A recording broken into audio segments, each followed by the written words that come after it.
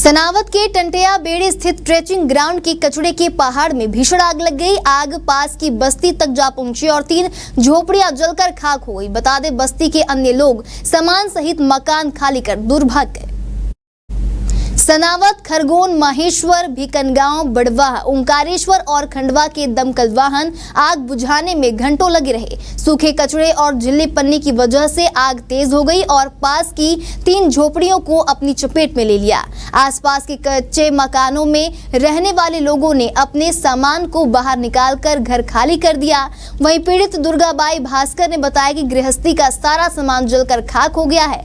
उसने बताया कि नगर पालिका की कचरा गाड़ी से जलता हुआ कचरा लाया गया था, उसी कचरे से आग लगी है। पहले भी 3 से 4 बार आग लग चुकी है।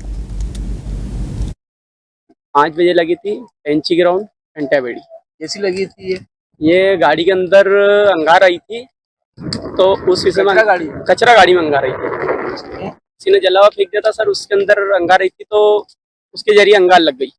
वो कचरा यहाँ पर डंप किया होगा। हाँ, डंप किया तो उसके वजह अंगार फैल गए सर। कचरे में अंगार आई थी। हाँ, कचरे में ही अंगार आई थी। तो कितने क्या मकान चले यहाँ पर एक मकान जला सर। क्या नाम था इसका मकान? अबरार भाई मिर्जा। मेरे 3 मकान 3 ही जल गए। किनके थे वो? कमलेश भास्कर, गणेश भास्कर, नितेश भास्कर। इनके 3 के मकान जल गए। कितना सामान जला होगा?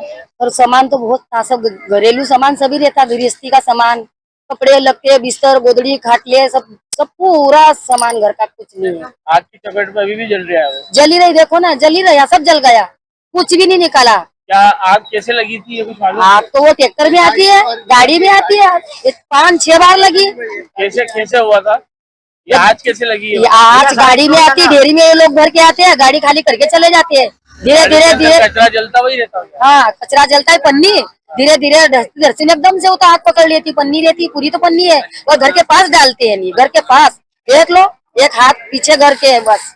अभी नुकसान का तो मैं नहीं बता सकता हूँ, पर 4 से 4:30 बजे के मध्य का घटनाक्रम है ये।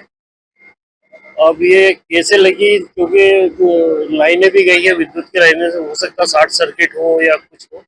तो इसमें अभी हमारा आग बुझाने के लिए जिले की फायर आई हुई है, महेश्वर की फायर है, भिकरगांव की है, बड़वाह की है, ओंकारेश्वर की है, नगर पालिकाओं की है, और अभी खरगोन से ही फायर और बुलवाई है, खंडवा से ही फायर निकल गई है और सतत निगरानी रखे हुए हैं। अब नुकसान का आकलन तो अभी क्या नहीं जा सकता, क्योंकि कचरा ये था, इस वजह से हुआ। आसपास के जो झोपड़ी में रह रहे थे लोग, उनके भी मकान जले हैं कुछ?